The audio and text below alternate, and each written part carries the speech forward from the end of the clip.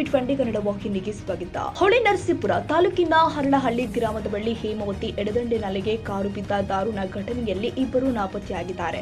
ನಿನ್ನೆ ರಾತ್ರಿ ಹರಳಹಳ್ಳಿ ಗ್ರಾಮದ ಸಮೀಪದ ಹೇಮಾವತಿ ಎಡದಂಡೆ ನಾಲೆಗೆ ಕಾರು ಒಂದು ಆಕಸ್ಮಿಕವಾಗಿ ಬಿದ್ದಿದೆ ಅಂತ ಶಂಕೆ ವ್ಯಕ್ತಪಡಿಸಲಾಗಿದೆ. ಸ್ಥಳೀಯರು ಕಾರಿನ ಹಿಂಭಾಗವನ್ನ ನಾಲೆಯಲ್ಲಿ ಕಂಡು ತಕ್ಷಣವೇ ಹೊಳೆನರಸೀಪುರ ನಗರ ಪೊಲೀಸ್ ಠಾಣೆಗೆ ಮಾಹಿತಿ ಕೊಟ್ಟಿದ್ದಾರೆ.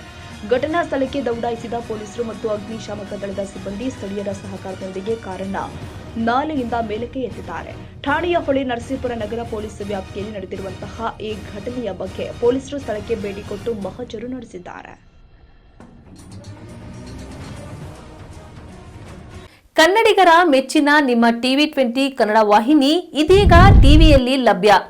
ಕರ್ನಾಟಕ ಮತ್ತು ದೇಶ ವಿದೇಶದ 360 ಡಿಗ್ರಿ ಸುದ್ದಿ ವಿವರವನ್ನ ಪಡೆಯುವುದಕ್ಕೆ ಟಿವಿ 20 ವಾಹಿನಿಯನ್ನು ಲೈಕ್ ಮಾಡಿ, ವಿಡಿಯೋಗಳನ್ನು ಶೇರ್ ಮಾಡಿ, ಕಮೆಂಟ್ ಮಾಡಿ, ಸಬ್ಸ್ಕ್ರೈಬ್ ಮಾಡಿ.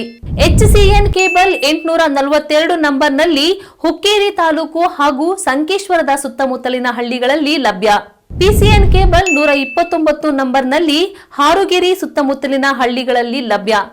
ರಾಯಬಾಗ್ ಡಿಜಿಟಲ್ ಚಾನೆಲ್ ಕೇಬಲ್ 80ನೇ ನಂಬರ್ನಲ್ಲಿ ರಾಯಬಾಗ ತಾಲೂಕಿನ ಸುತ್ತಮುತ್ತಲಿನ ಹಳ್ಳಿಗಳಲ್ಲಿ ಲಭ್ಯ. UDCN ಕೇಬಲ್ ನೆಟ್ವರ್ಕ್ ಉಗಾರ ಸುತ್ತಮುತ್ತಲಿನ ಹಳ್ಳಿಗಳಲ್ಲಿ ನಿಮ್ಮ ಟಿವಿ 20 ಕನ್ನಡ ವಾಹಿನಿಯೂ ಲಭ್ಯ.